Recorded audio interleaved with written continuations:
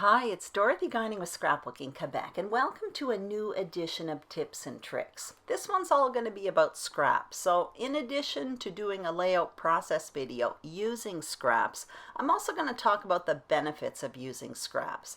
For me, the number one thing is learning. Scraps are perfect for trying something new. If you make a mistake, who cares? You only ruin scraps. But you may end up creating something you really love. And either way, you will learn something. You will grow creatively. So today I'm going to be using my leftovers from my June 2020 stash kit. And I am aware it's only June 4th, but this is what I have left. I also threw in those alpha stamps as well as those puffy frames. And both of those products were in my stash kit in June and I haven't touched them yet.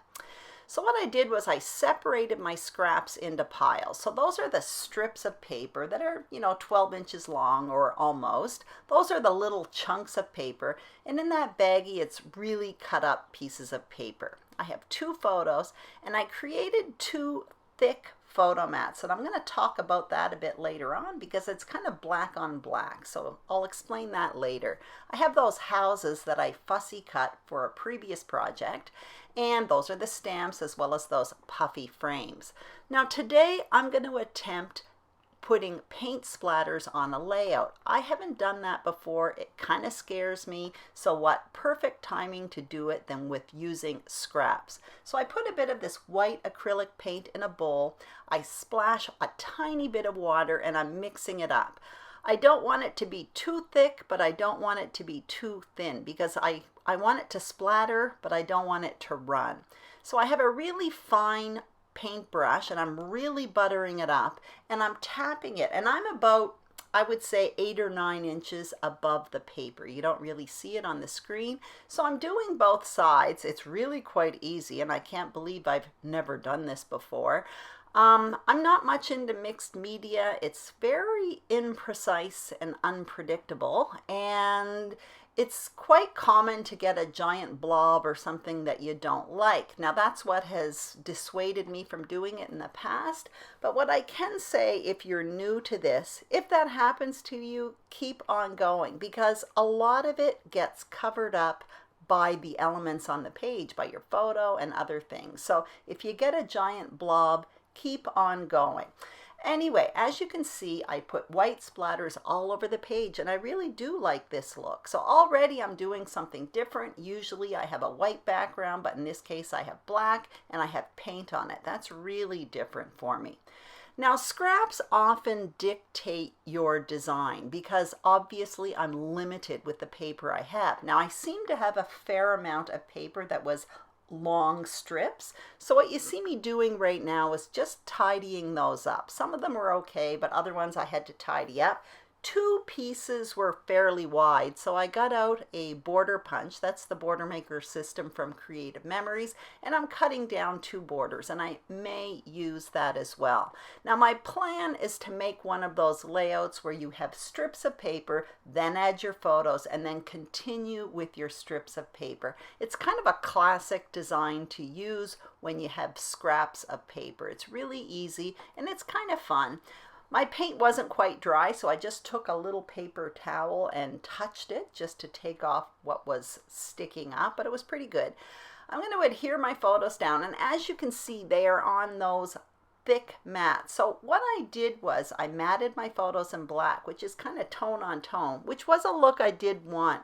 But obviously I wanted my photos to stand out. So what I did was I have scrap cardstock, and basically that's past mistakes and I don't throw them away.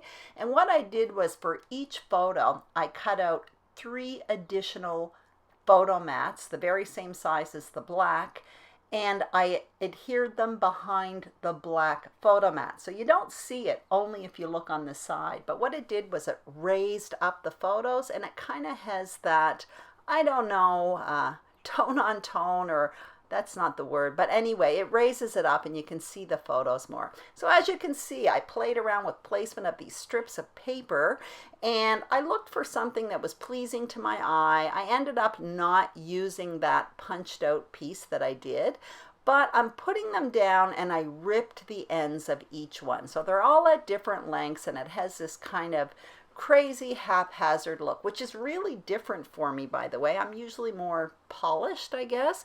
So again, scraps can make you try something different, and that's good too. Now I'm trying to incorporate those houses into the layout, and I put them right on, but then I got out these frames and I backed the frames in some scrap paper, and now I'm putting the houses in it. Again, I'm creating decorations that there's no way I would have done had this material not been on my desk, especially those puffy frames. I honestly thought they were destined for the donate bin, and I quite like what I did with them.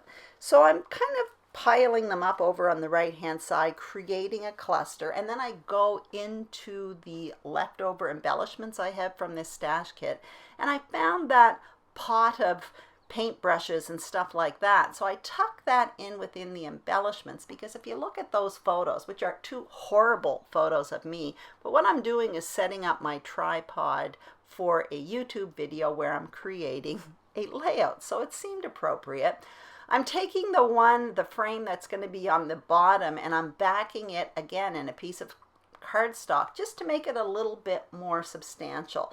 I don't like it when embellishments kind of buckle or bend, so that's why I often use scrap cardstock just to make things a little bit more substantial. Again, I always try to use things that would have normally gone in the recycling bin.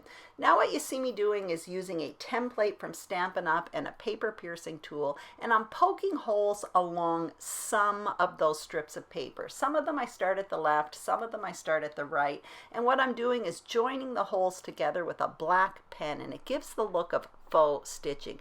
Real stitching would look good as well, but this particular technique, I do find that stitching along the lines kind of unifies it, especially since it has that real mixed up look.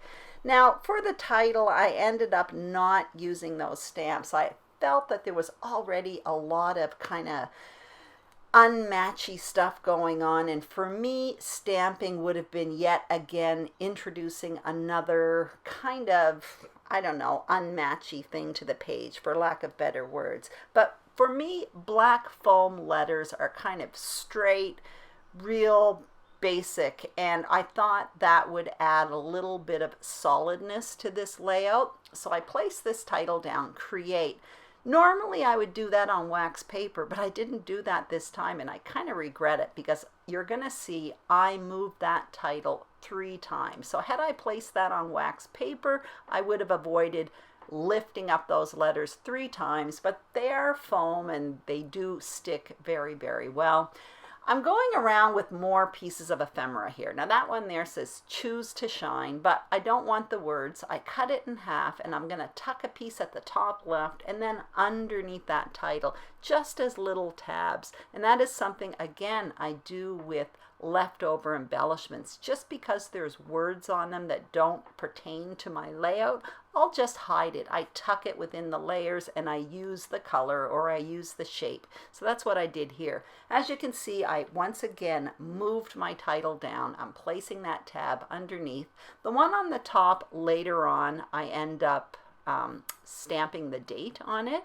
I'm coming around with other pieces of ephemera and other little pieces, but I don't go for it. All I end up using are a few black enamel dots, because I felt this layout had already paint splatters and a bunch of different scraps and ripped ends and a lot of stuff that I don't usually use. So I decided to keep it as is. All you see me doing there is backing that house, the pink house, which is going to be on that front frame, and I want to add a bit of foam adhesive to it. Again, adding scrap cardstock to that, just so that it adds a little bit of solidness to that piece. Otherwise, eventually that decoration would buckle, and I don't like that look on a page. I'm almost done here.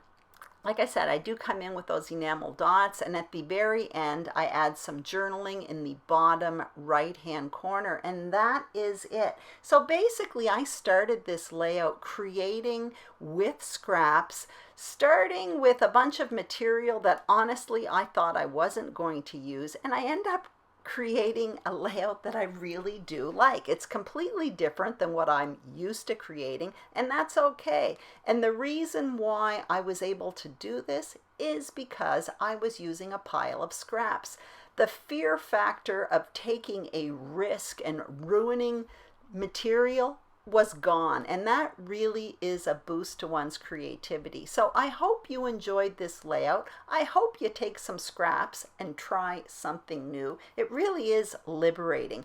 Thank you so much for watching, and have a great day.